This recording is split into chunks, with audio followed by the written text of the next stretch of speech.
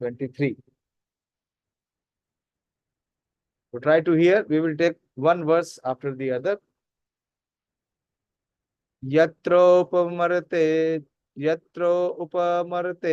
cittaṁ niruddhaṁ yoga-sevayā yatra caivātmanātmānaṁ paśyann ātmani tuṣyati.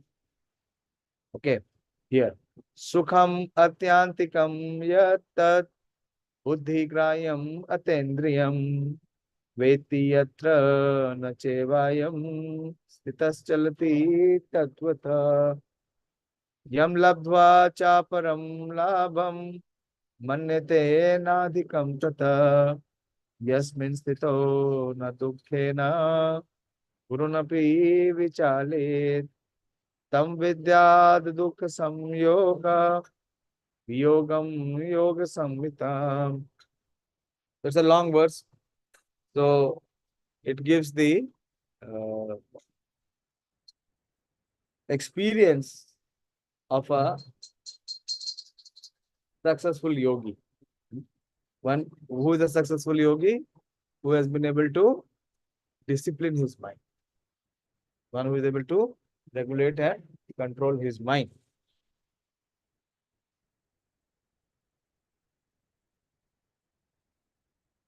So yatroparamate cittaṁ. So when one has come to the state where his chitta means his consciousness, is uparamate. Uparamate means he has given up. Has given up what? All kinds of distraction or deviations.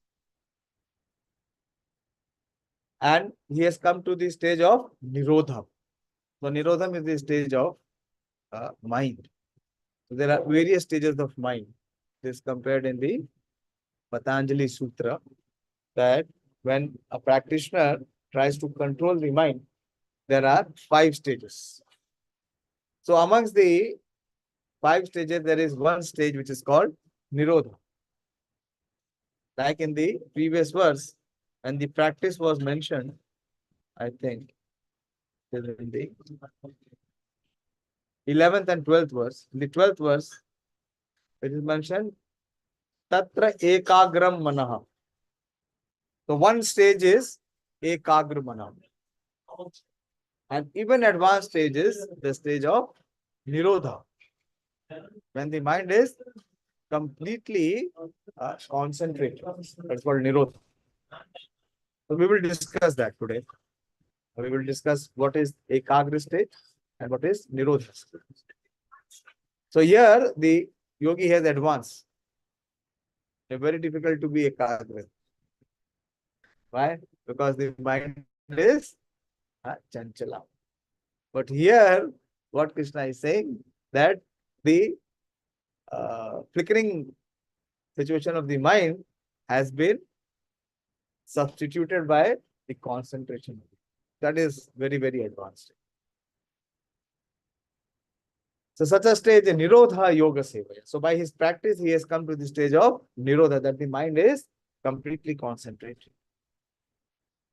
How? By yoga-sevayā, by practice of the yoga principles which Krishna has given here. So one can come to the stage of nirodha. So what is the experience or what is the benefit? Yatra caivātmanātmānaṁ. So then he is able to experience what? Atmana. He is able to see himself. What is the self? The soul. By the experience of ātmanam, by the experience of his purified mind. Very important. Why people cannot have self-realization? Because the mind is impure. By impure mind, one can never have any progress. So the process and the principle given in this chapter is to purify the mind, is to regulate the mind, to discipline the mind. So when one has come to the stage of nirodham, the concentration, how the concentration will come? It cannot come in the impure mind. An example is given. If you want to ride the horse, can you ride the horse without training the horse? He will kick you off. If you catch a wild horse and try to ride on it, what will happen? He will kick you off. So this nirodha stage is where when the person is able to see the self. How? By his purified mind. And then he is paśyann ātmani tuṣyati. Then he is able to see not only the self, he is able to see the super self, the super soul. That means he is able to come in the, this is the science of seeing the individual consciousness and connecting the individual consciousness with the supreme consciousness. So that is the level. The paśyann ātmani and his tuṣyati. Tuṣyati means he is satisfied. He is not just satisfied, he experiences joy. What kind of joy he experiences is in the next verse. Sukham ātyantikaṁ yat buddhi-grāhyam atīndriyam. So he experiences ātyantikam. In this material world, what kind of happiness one experiences? Limited, temporary, and fleeting. But a person who has come to this level of nirodha, his samadhi has progressed to nirodha, and who is ātmani tuṣyati, so he experiences unlimited joy. His joy or his happiness is never limited. It is always extended. How? Because this experience is not through senses. It is buddhi-grāhyam. Buddhi means intelligence. And where is the intelligence coming from? It is coming from spiritual knowledge, not from sense perception. So buddhi-grāhyam atīndriyam. Atīndriyam means which is beyond the material senses. Indriya means the senses. Atīndriyam means which is beyond the senses. So how he is experiencing this sukham, this unlimited joy, is happiness through the spiritual intelligence. Through the spiritual intelligence, he is experiencing this unlimited joy. And when he experiences this joy, vetti yatra na caivāyaṁ, then he has no other desires. And then there is no other wavering, or there is no hankering. Sthitaś calati tattvataḥ, and he is fixed. He is fixed in his internal journey. So it is talking about the joy of internal. Everybody is trying to seek joy in this world. How? By external journey, through his senses, through his mind. But is one able to experience that? What is the result? One is having so many of conflicts, so many of depressions. Why? Because the expectation is always belied. But here in this process, and the principle Krishna is giving, that Krishna is speaking here, a practitioner who is able to regulate and control his mind, such a person can experience sukham ātyantikam. And having received it, having achieved it, then he has no other hankering. Like the person here in this world, even if he may achieve success, then his hankering stops, his aspiration, his desire stops. No. Why? Because there is no satisfaction. But here it is mentioning that there is complete satisfaction. Sthitaś calati tattvataḥ. Yam labdhvā cāparaṁ lābhaṁ. What is the role of spiritual intelligence? The spiritual intelligence has convinced him that yam labdhvā cāparaṁ lābhaṁ. Having attained this consciousness, having attained this inward realization, there is no higher gain. In this world, everybody is thinking there is something more to gain. Whatever he gains, after achieving it, he feels is less. There is some more he can get. But when a person is able to come to this consciousness, he is completely convinced.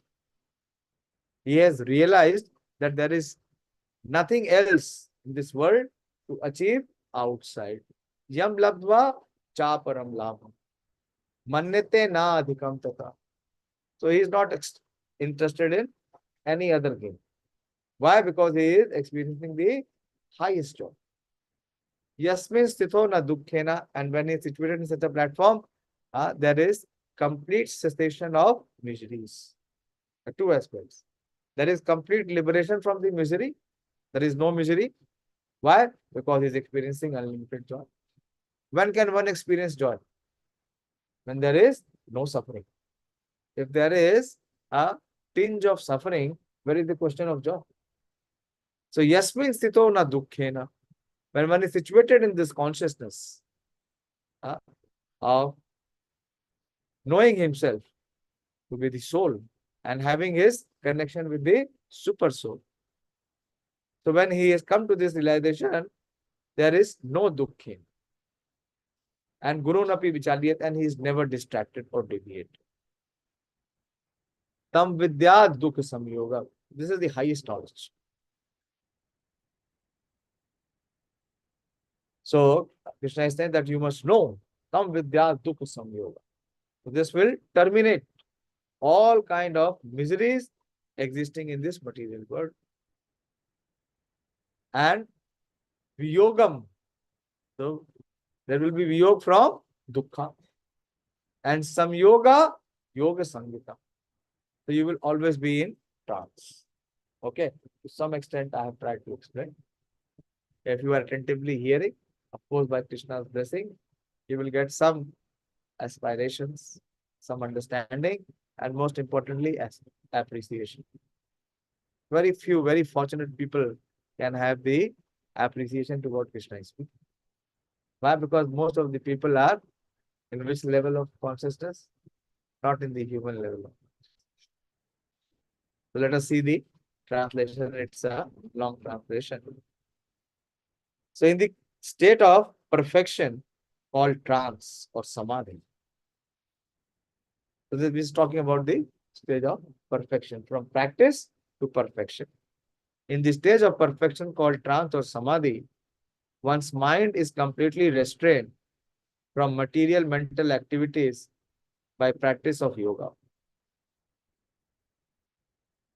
So this is very important.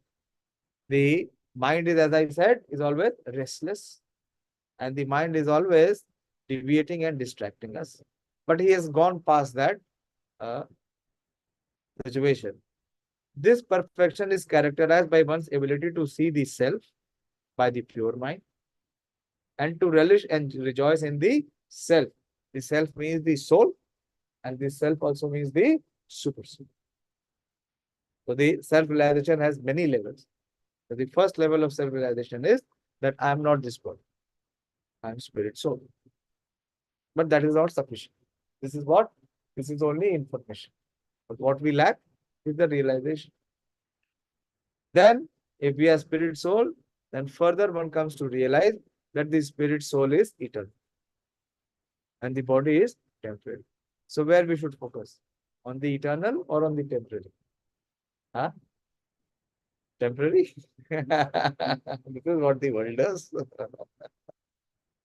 Everyone is very much captivated by the temporary things. Why? Because they do not have that intelligence to detect what is temporary and what is permanent.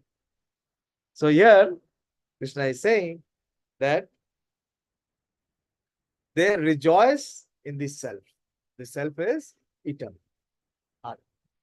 So the joy is in the self. That is the art.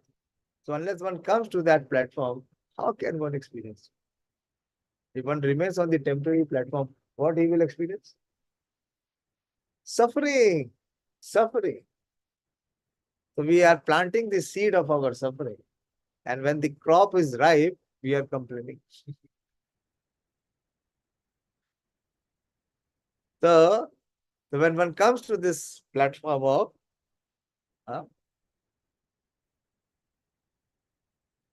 paśyann ātmani tuṣyati. In that joyous state, one is situated in the boundless transcendental happiness, the sukham ātyantikaṁ, realized through transcendental senses. So this cannot be experienced by material senses. For this, we have to have spiritual senses. So how we can have spiritual senses? The senses are material, but when we engage in spiritual activities, we don't engage in spiritual activities, these senses will remain on the material activities. Established thus, one never departs from the truth. So he is fixed. This is sthitaś calati tattva. Where he is fixed, he is fixed in the self, on the truth.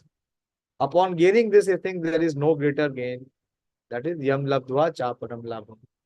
Being situated in such a position, one is never shaken, even in the midst of the greatest difficulty.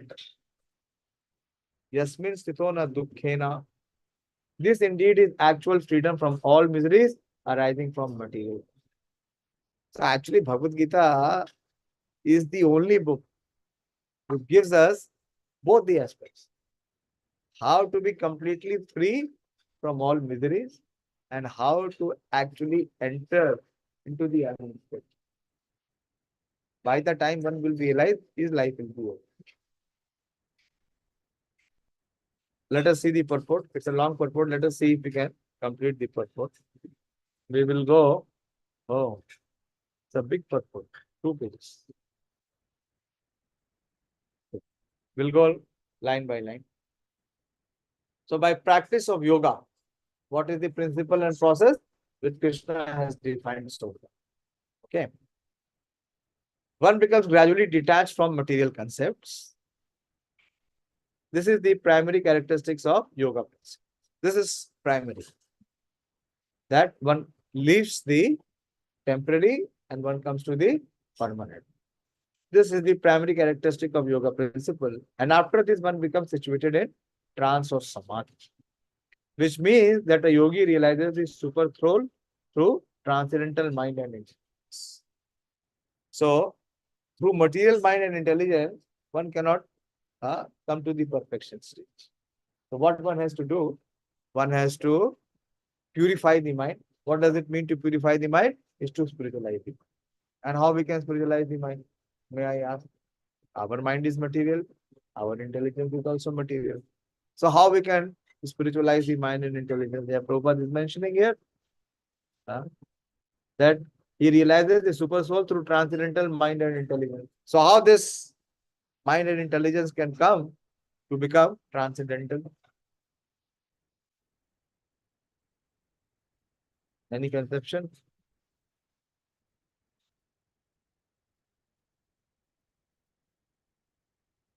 Think?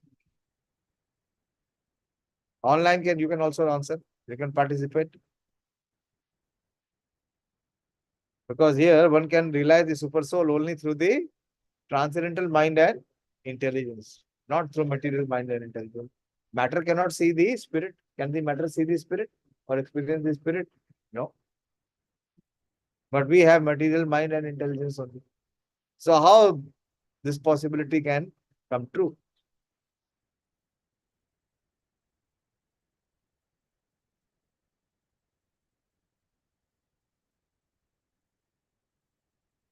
Yeah. By simply by following what the Supreme Lord is supremely transcendental. So when you follow the transcendental personality, we also become transcendental. I'll give you some examples. Prabhupada gives the famous example of the iron and fire.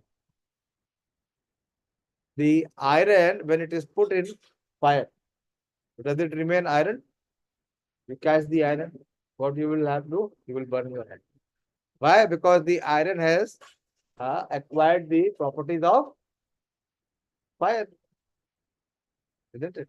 So similarly, although we have a material mind and intelligence, but with this material mind and intelligence, if we accept the principles and the process given by the Supreme Lord, and we apply our mind and intelligence in applying those principles, so what happens? To that extent, our mind and our intelligence is spiritual. Like you see, there is a wire, a copper wire is there.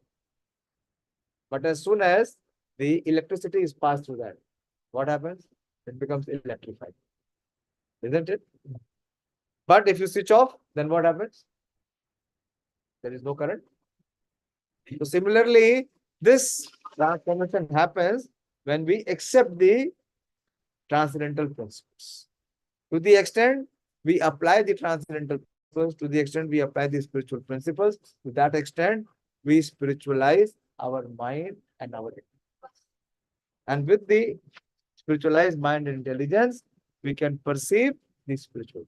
Otherwise, it is not possible.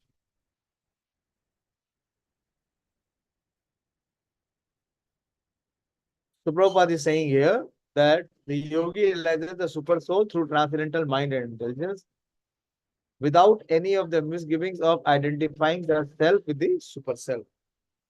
So there are two kinds of misconceptions prominently. What are the misconceptions? The first misconception is about the self. What is the misconception about the self? We consider ourselves to be either the body or the mind. That is the first misconception. And then there is a further misconception. What is this misconception? That even if we consider the self to be soul, then we consider the soul to be the same as the super soul. So here Prabhupada is saying that without any misgiving of identifying the self with the super self, the clarity is there. He knows that he is the soul, which is eternal, and there is super soul, that is permanent, who is seated in everyone's heart. He is also eternal. But this science is clear. They are not one. They are not one. They are different. Like the sun and the sun rays. The sun and the sun rays, are they the same? No. The sun rays are coming from the sun. So yoga practice is more or less based on the principles of Patanjali system. So there are 5 levels of mind control. Yoga means to stop the fluctuations or the deviations in the mind. So, and how it can become sthito, and how it can come to the stage of niruddhaṁ. So very interestingly, the first stage is called the Shipita stage. It is compared with the monkey mind. The mind is compared with the monkey, isn't it? Like the monkey is always restless. Have you ever seen a monkey sitting, peacefully? So that is the nature of the mind. Which kind of mind? Untrained, undisciplined, unregulated. It is restless and it is constantly shifting. And it goes through various emotions. So it is very difficult to focus. There is no inner peace or calmness. And it is easily distracted by external and internal influences. This is in general. That is why Arjuna will speak, Chanchala hi manatish. Isn't it? Our mind is easily distracted. Somebody says something negative towards us. What is our reaction? We are disturbed. And internally also, what was our aspiration or what was our expectation? It does not come true. Then also we are disturbed.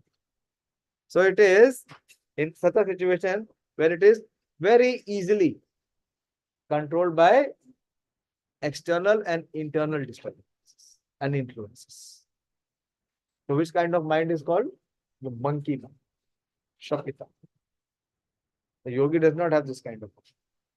This kind of a mind with a bhogi, one who is trying to enjoy. A bhogi, his mind is characterized by such a characteristic. Then there is another level, which is called the buddha. Buddha. Buddha means who is a donkey. Do you give any regard to an animal called donkey? No. Donkey means he is foolish. And donkey means he is always carrying so much of load.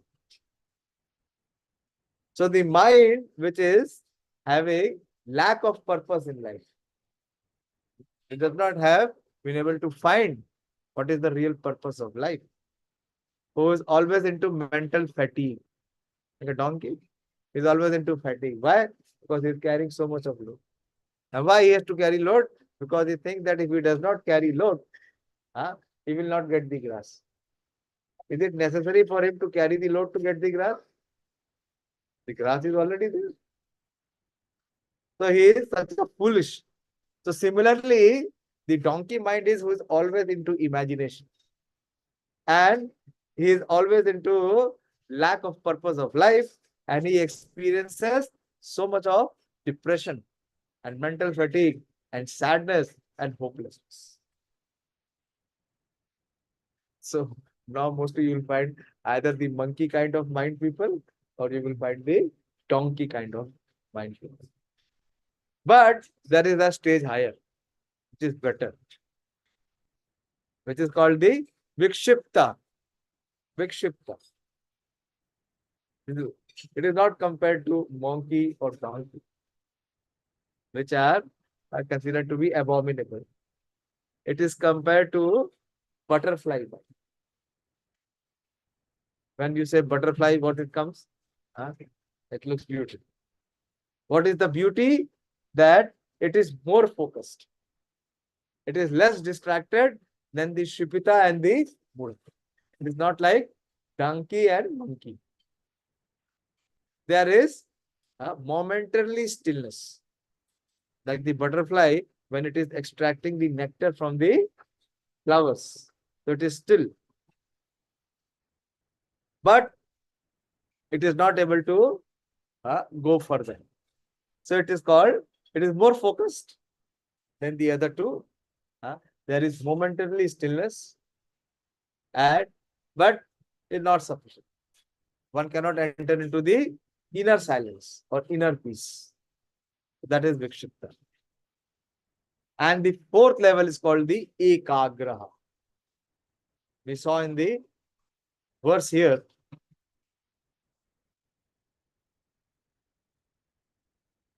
You see in the 11th, 12th and 13th, 14th verse, Krishna is talking about ekagraha. Is fixing the mind. How fixing the mind? See the verse here. In the 12th verse, Krishna is saying, Tatra ekagram manaha kritva. Ekagram means single pointed, with one attention. So it is compared to crane, where one is ekagraha. That means his mind is concentrated, he is single pointed. So this is called not distracted by external influences, even not distracted by the internal influence. That means the mind has become peaceful. That means the mind has become different. In the first two stages of Shapita and Mula, is the mind friend or enemy? Enemy. It is treating us like a monkey and donkey. It is making a fool out of us. So, this ekagraha stage, when the mind is single pointed, absorption is, the mind is not, you see what is the mind is? Either our mind is in the future, dreaming, or the mind is in the past, lamenting. But the ekagra mind is always in the present. Is in the present. So this is the stage from where one can advance in the stage of samadhi, in this self-realization. This is a powerful platform where one can start inner journey of deep contemplation. So that is the ekagra. But Krishna is talking about which stage of niruddhaṁ, which is even further. This is the fifth stage. It is called the niruddhaṁ. It is not compared to any other animal. So far we compared to who all? Who can summarize? Yes, Manoj, you speak.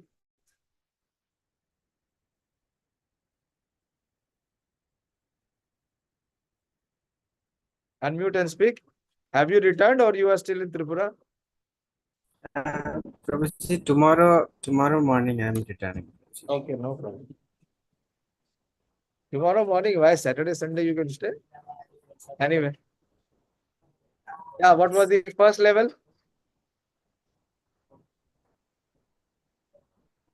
Actually, I'm not connecting because actually Okay, not leave it. connect properly. So. What was the first level? Is it any level? No. It is not human level. Monkey level means it is animal level. Okay. So it is always distracted, always disturbed, always influenced by external and internal distractions. Okay. What is the second level? Donkey. What is difference between the first and the two? Not much.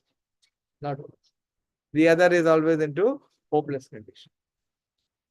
And the third is what? What does it mean butterfly? So,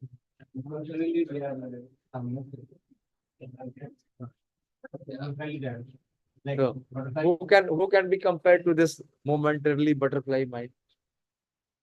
Practically, give some example. How can we know a person is not in Shipita or Mudha state?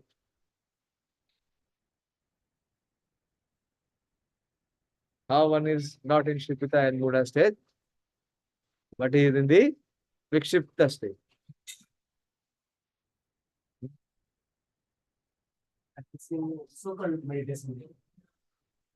Yes, those who are trying, those who are at least aspiring and attempting for self-realization. To the extent one is not aspiring for self-realization, his mind is completely on the Mudha and Shipita stage. So, Vikshipta. And then Ekagra, and today we are discussing the Niruddha stage. This is Krishna saying, yatra upamarte cittaṁ niruddhaṁ yoga-sevayā. So when has come to the stage of Nirodha. Nirodha means this is past Ekagra, and that means one has mastered it. The mind has become his subservient. Or mind has become his friend. What it means to be make the mind friend? That means the mind follows you, not that you follow the mind. That is what? That is donkey. Donkey will follow who? Who else? No intelligence. So this is the mind which is completely still, not agitated, neither by internal or by external disturbances. It is freed from attachments and desires. And it experiences such supreme peace and bliss and reaches samadhi. So what is that stage? Krishna is discussing here. In this chapter, Krishna is discussing. I had made this note last time, but somehow it did not click. It did not come. I did not discuss. Today is the verse. Today is the exact verse. So we were waiting for today. So this is the 5 levels which are mentioned in the Patanjali Yoga Sutra. So this Dhyana Yoga is more prominently in the Patanjali Yoga. So Krishna is talking about it, that yoga practice is more or less based on the principles of Patanjali system. So this is the exact. So Krishna is even advocating the Patanjali Yoga system here. Some authorized commentators try to identify the individual soul with the super soul. And the monists think to be the liberation, but they do not understand the real purpose of Patanjali system of yoga. So there are many people who are having misconceptions or wrong conceptions. But there is an acceptance of transcendental pleasure in the Patanjali system. But the monists do not accept this transcendental pleasure. And what is that pleasure which Krishna is giving here? Out of fear of jeopardizing the theory of oneness. So most of those who are trying to practice this Dhyana Yoga and the policy, this process of Dhyana Yoga, they are called the monist. Monist means what? That their misconception is there that the soul and the super soul are one, which can never be one. Like the sun rays and the sun can never be one. The ocean drop and the ocean, can it be one? Can the air dry up the ocean? You take one drop out from the ocean and keep it on the sand. What happens? It evaporates. Can you say You have dried up the ocean. Why you are putting one drop? As foolish as that. The duality of knowledge and knower is not acceptable by the non-dualist. But in this verse, transcendental pleasure realized through transcendental senses is accepted. This is very important. That this transcendental pleasure can only be realized through transcendental senses. And how one can come to the transcendental senses? When one follows the transcendental process or the principle given by the supreme transcendentalist, who is the personality of Godhead, Lord Shri Krishna. And this is corroborated by Patanjali Muni, the famous exponent of yoga system. The great sage declares in his Yoga Shastra, Purushartha Shunyam Gunanam Prati Prasava Kaivalyam Swarupa Pratishtita Vai Chitta Shakti Riti. This Chitta Shakti or internal potency is transcendental. So it's talking about there are three potencies. One is the Jiva potency, that is, we are all Jiva potency. And there is the Chitta Shakti, or called the internal potency. And then there is the Maya Shakti, it is the external potency. So what Maya Shakti does? Maya Shakti does is that it keeps the Jiva away from the reality. What is the reality? Is his soul. So what is his realization, or what is his understanding? That he is this body or he is this mind. So he is never able to come to the truth or the reality. But when one is under the Chit Shakti, then he comes to this realization that he is not this body, he is not this mind, he is the soul. And the soul has the connection with the super soul. Purushartha means religiosity, economic development, sense gratification, and at the end, the attempt to become one with the Supreme. So there are, in normal, you see, in normal religiosity, is dharma, economic development is artha, sense gratification is kam. So in today's world, why people practice religion? For these two purposes. Why? Dharma is for artha. Artha means money. And what is money required for? Kama. Kama means to fulfill material desires. But that is not the correct understanding. And at the end, what is the attempt? Is to attain moksha. This oneness with the Supreme is called caivāyaṁ by the monist. But according to Patanjali, this caivāyaṁ is an internal or transcendental potency by which the living entity becomes aware of his constitutional position. In other words of Lord Chaitanya, this state of affairs is called Cheto Darpan Marja. This is actually awakening. Awakening means that one gets up from the sleep or from the dreaming stage. What is the sleeping stage? That one is thinking that he is this body. Or what is the dreaming stage? He is thinking he is the mind. Or clearance of the impure mirror of the mind. This clearance is actually liberation of Bhav Mahadavagni Nirvana. So very important is that we chant the Hare Krishna Mahamantra. Because without chanting Hare Krishna Mahamantra, one can never ever awaken to this stage of realizing that who he is. Again and again, he will be convinced that he is this body. Any disturbance in the body, people are so much disturbed. I see, little fever come, Prabhu ji क्या हुआ? मुझे fever हो गया. अरे you are not this body, Baba. Fever हुआ, body सही हो जाए. Why you are attached with it? But the problem is because the identity is with the body. In any case, body means what? Shariram Vyadhi Mandiram. This body is given why? To suffer the reactions of past karma. So what it will have? It will always have Vyadhis.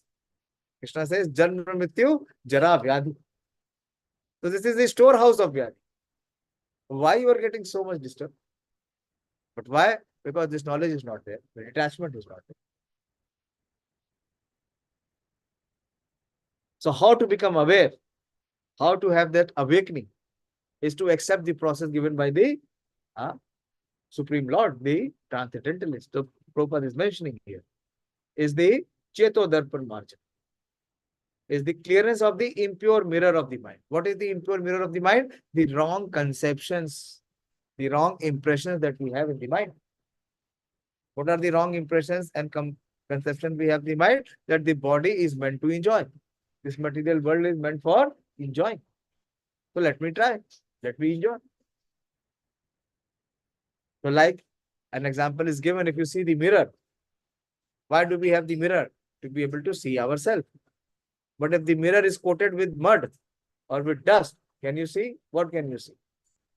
Nothing. So what you have to do? If you have to see yourself, you have to clean the mirror. You have to wipe the mirror. So that wiping the mirror means the wiping the mind. Of what? Of the dirt. And what is this dirt compared to? Misconception or wrong conceptions. So that is only possible through Cheto-darpan-marjana.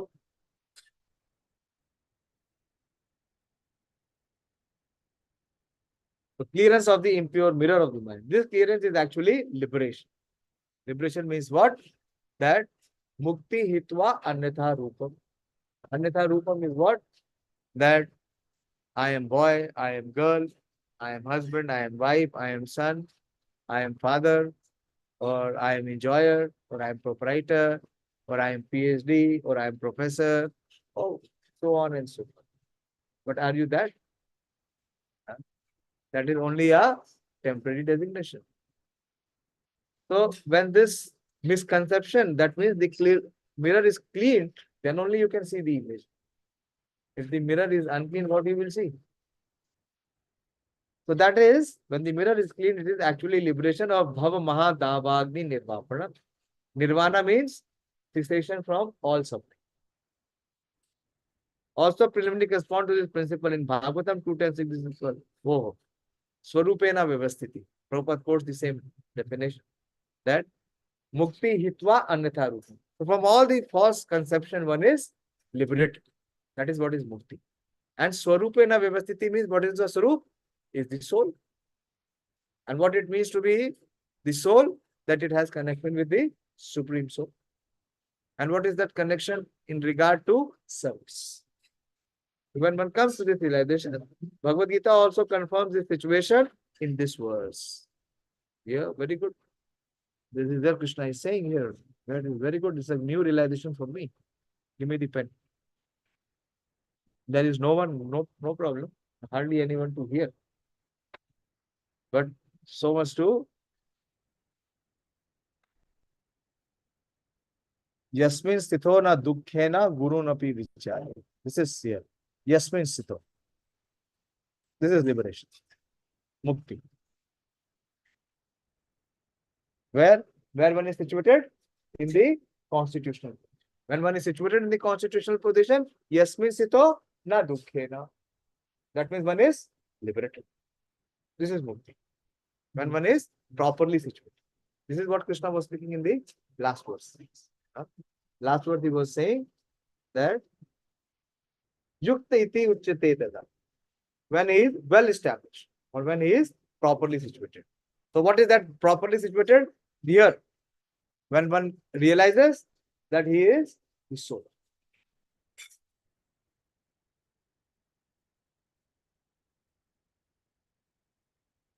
Okay. The new expression I have read many times, but this does not never struck me. Mukti is here. So after nirvana or material cessation, there is the manifestation of spiritual activities or devotional service to the Lord. So when the false conception is over, then what starts is the spiritual conception. It is not void. When the wrong conception is removed, then what you have is the right conception. And then one can progress. So it is mentioned here that after nirvana or material cessation, there is the manifestation of spiritual activities or devotional service to the Lord, known as Krishna consciousness. In the words of the Bhagavatam, Swarupena Vyavasthiti. So what was first discussed? Mukti hitva anyatha rupam. So the false conception has been removed. And now when the false conception has been removed, so that is why it takes time. People come to Krishna consciousness and they want immediate result. How can you have immediate result? When your seeds are cactus, how can you have roses? First you have to remove the seed, na? Without removing the seed of cactus, how can you have rose? The right spiritual conception has not gone. You don't have that spiritual seed. So how can you have the spiritual substance? Here, this is very important that after nirvana or material cessation, there is manifestation of spirituality. Unless and until the spiritual seed is put in, how can you have the spiritual conception? Important. The hearing every day is very important. If you don't hear one day, what will happen? The material conception will become heavy. Every day, attentive hearing has to be there. And based on hearing, there has to be contemplation. If you don't do that, again and again, we will remain with the material conception. There will not be any material cessation because there will be so many of material aspirations. In the words of the Bhagavatam, Swarupena Vyavasthiti, this is the real life of the living entity. Maya or illusion is the condition of spiritual life contaminated by material infection. So liberation, so these three modes, the three modes of material nature of Maya, what are they giving us? Every moment they are inflicting us in illusion, in bewilderment, in material conception. It is there by default. Like if you release water, what will happen? Where it will go? Wherever there is a slide, it will naturally go there. So this material mode means bewilderment, illusion, and material conception. Liberation from this material infection does not mean destruction of the original eternal position of the living entity. Very important. Giving up the negative does not mean giving up the positive. Giving up the negative means engaging in the positive. So this is what Prabhupada is saying here. That liberation from this material infection. What is the material infection? Thinking that one is the body and the body is the source of enjoyment. Does not mean destruction of the original eternal position of the living entity. Patanjali also accepts this by his word, caivāyaṁ swarupa pratisthita va citta shaktir iti. The chit shakti or the transcendental pleasure is real life. This is confirmed in the Vedanta Sutra 1.1.12 as Anandamayo Abhyasa. This natural transcendental pleasure is the ultimate goal of yoga and is easily achieved by execution of devotional service of Bhakti Yoga. Bhakti Yoga will be vividly described in the 7th chapter of Bhagavad Gita. So Krishna has very vividly described this Patanjali Yoga system here. Why? So that one may know that this process is also there. There are many, principles and processes. But can one accept and apply any principle and process? No. One has to see what is the compatibility. You understand what is compatibility? What is accessible to you or what is achievable to you. So this process is there to achieve ultimate happiness. Anando mayabhyasat.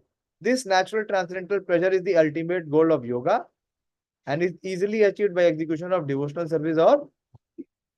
But this process of bhakti yoga is much easier and it is easy also and it is practical also. And it will be described from the 7th chapter. Krishna will speak on the bhakti yoga principles. In the yoga system, as described in this chapter, there are two kinds of samadhi called the sampragya samadhi and asampragya samadhi. So these are the two classifications of samadhi. So just hear these technical words, not much to get disturbed. When one becomes situated in transcendental position by various philosophical researches, he is said to have achieved sampragya samadhi. This is lower, sampragya samadhi. How? It is by the philosophical research. In the asampragya samadhi, there is no longer any connection with mundane pleasure. For one is when transcendental to all sorts of happiness derived from the senses. When the yogi is situated in the transcendental position, he is never shaken from it. So what we discussed, what kind of samadhi is called? What samadhi was that? Huh? I discussed 5 types of samadhi, na? Huh? What are you speaking? What are you hearing? I discussed 5 principles of 5 times, 5 stages of samadhi. Huh? Niruddhaṁ. Niruddhaṁ. So asampragyat is talking about niruddhaṁ. When there is no longer any connection with mundane pleasure, or one is transcendental to all sorts of happiness derived from the senses. When a yogi is once situated in that transcendental position, he is never shaken from it. Never shaken, neither internally nor externally. Unless the yogi is able to reach this position, this is the position of perfection, he is unsuccessful. Today's so-called yoga practice, which involves various sense pleasures, is contradictory. A yogi indulging in sex and intoxication is a monkey. What kind of a yogi is? Monkey. The new term should be monkey yogi. He is making or a mockery yogi. Mockery, you understand? Who is making a show? Who is not a yogi? Who is a monkey? Even these yogis are attracted by the a yogi indulging in sex and intoxication is a mockery. Even these yogis who are attracted by the siddhis perfection in the process of yoga are not perfectly situated. If yogis are attracted by the byproducts of yoga, then they cannot attain the stage of perfection. So what kind of it is? It is the disturbance. So these are disturbance, deviations, as stated in this verse. Because then he has not come to yam labdhvā cāparaṁ lābhaṁ. So siddhis, you understand? Mystic perfection. When one performs the yoga principles, he achieves many perfections.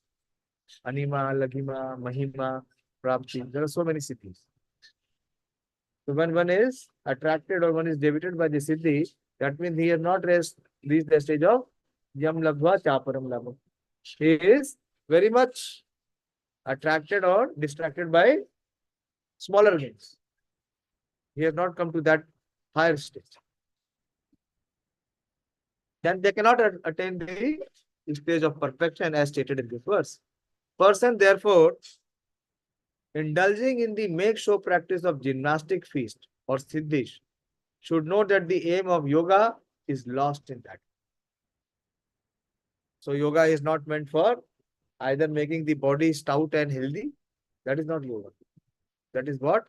That is some exercise. Not yoga. There's such a big conception is what is yoga. People don't know what is yoga. Yoga is connection with the Supreme. Or yoga is controlling the mind. Both the definitions can come.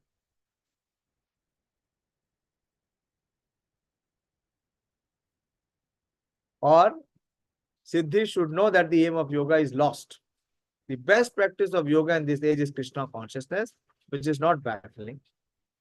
Baffling means which is not bewildered, or which is not difficult.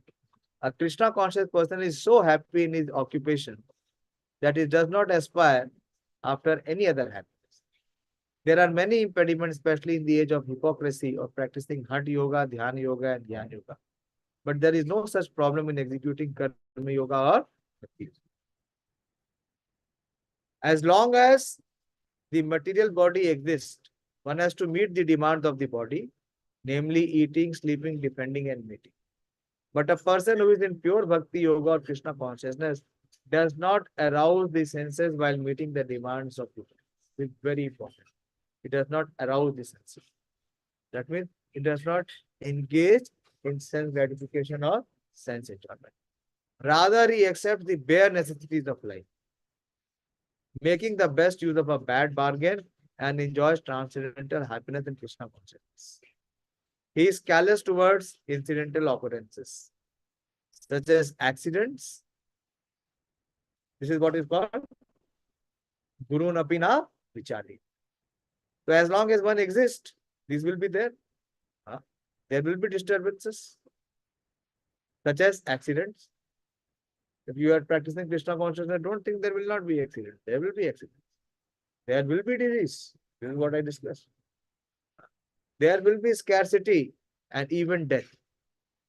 Of whom? Of even the most dear relative. This will happen, as it happens with others. But where is the difference? The difference is in response. The difference is in consciousness. How he responds to situations. But he is always alert to execute his duties in Krishna consciousness or bhakti.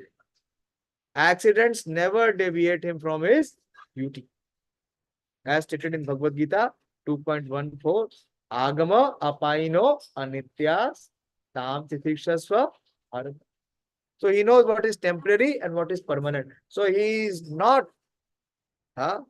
entangled by the temporary to lose the permanent. Did you follow? समझ में आया? When you are in material existence, these things will remain there. Accidents will be there, disease will be there, scarcity will be there, and death will also. They will be there. The struggles will be there. But those struggles will not deviate us or will not degrade us from doing our duty in Krishna consciousness. Such a person is what? He is in samadhi. He is in samadhi. He is what this verse is. A beautiful verse. Very, very beautiful verse. guruṇāpi vicālyate yasmin sthito duḥkhena. Such a person is liberated. Where is the liberation from? Liberation is from these accidents, scarcities, diseases, and death. Till that time you will exist in this material world, they will exist with you. But to the extent you have detached yourself, you are liberated.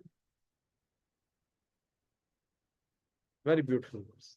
So such person can experience sukham ātyantikamya. I am very happy, very, very relishing for it.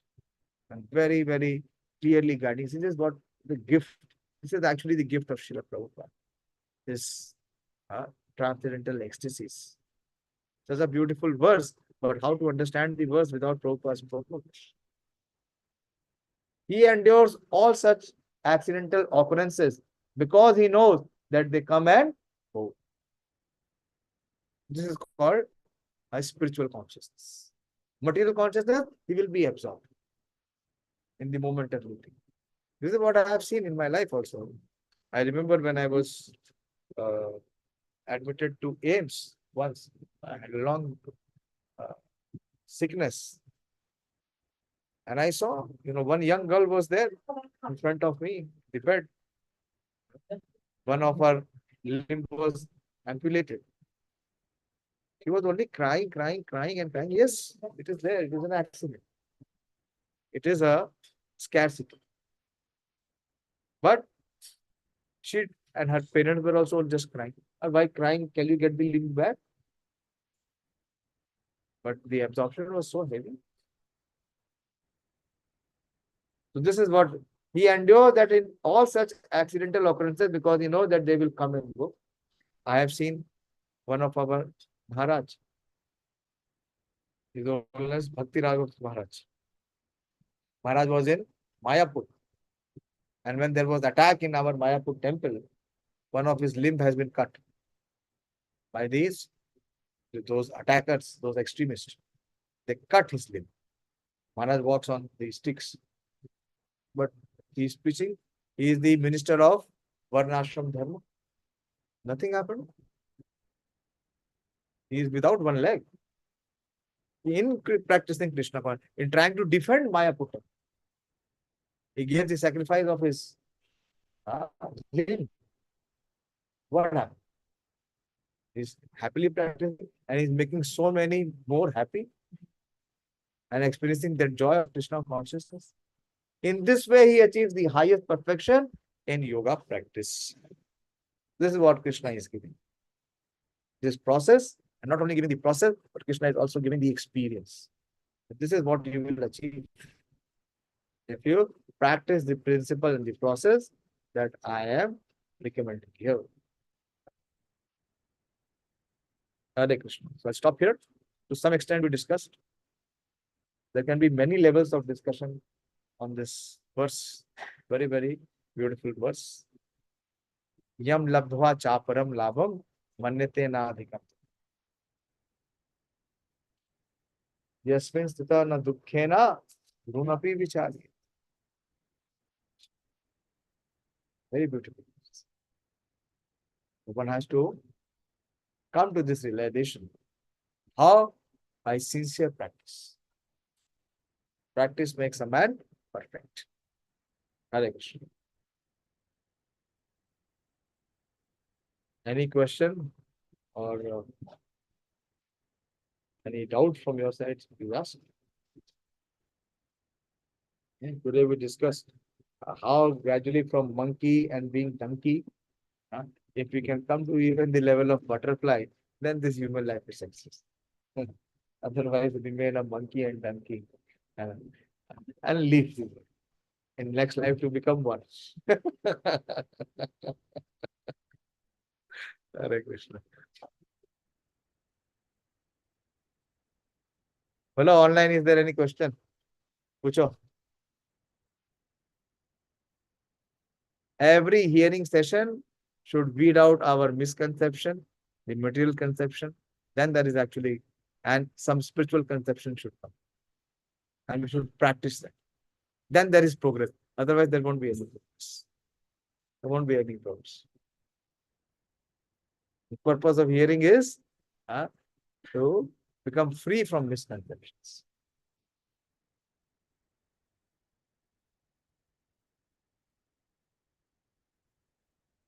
Hello? Last part of the yeah. Consider duty. Yeah. Simple इधर accident का मतलब क्या है? जा रहे थे, चोट लग गई, तो नौकरी छूट गई, बीवी ने छोड़ दिया, किसी ने धोखे से पैसा खा लिया. इसका मतलब क्या है? लोग क्या करते हैं? हाँ, उसी में एब्जॉर्ब हो जाते हैं. उसके बाद जो करना करते हैं, मुझसे नहीं होगा. क्यों? क्योंकि ये तकलीफ आ गई. चैंटिंग क्यों नहीं कर रहे हो? तो मुझे बड़ा दुख आया. वह दुख किस लिए आया भाई? तुम्हारे कर्म के कारण आया है ना. कर्म कटेगा कैसे? भक्ति करोगे तो भक्ति ही छोड़ देगा. Accident never did. That means what? He is fixed. Fixed in his duty. What he is supposed to do. This is not duty. This is not duty. It should have been thought and changed. What it signifies? It signifies lack of duty. Sitting on the floor, have you ever seen in this court? So how you can degrade the standard to such a level?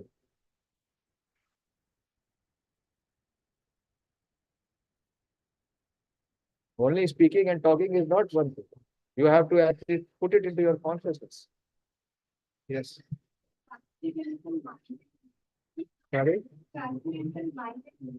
Yeah.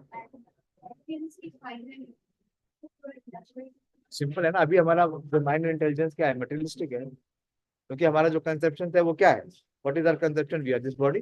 The body is meant to enjoy. And what is spiritual intelligence, or what is spiritual mind?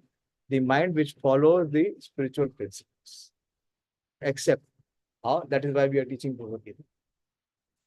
That whatever Krishna is giving, what Krishna's principles are, is that according to our mind principles? So then whom should we accept? What people normally do? They accept whatever their mind dictates. Isn't it? So how we can make our material mind become transcendental? When we apply the mind in accepting Krishna. How we can make our material intelligence become Krishna spiritualized? By reading Bhagavad-gīta, by discussing Bhagavad-gīta, by trying to aspire to accept the principles of Bhagavad-gīta. I give you the example of the iron which becomes like fire. It remains no longer iron. It becomes fire. Yeah. So try that. Otherwise, remain where we are. Okay, anyone online? Any question? No question. Only passive here.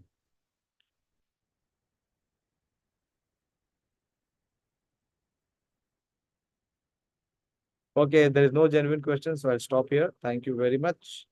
Srimad Bhagavad Gita ki jai.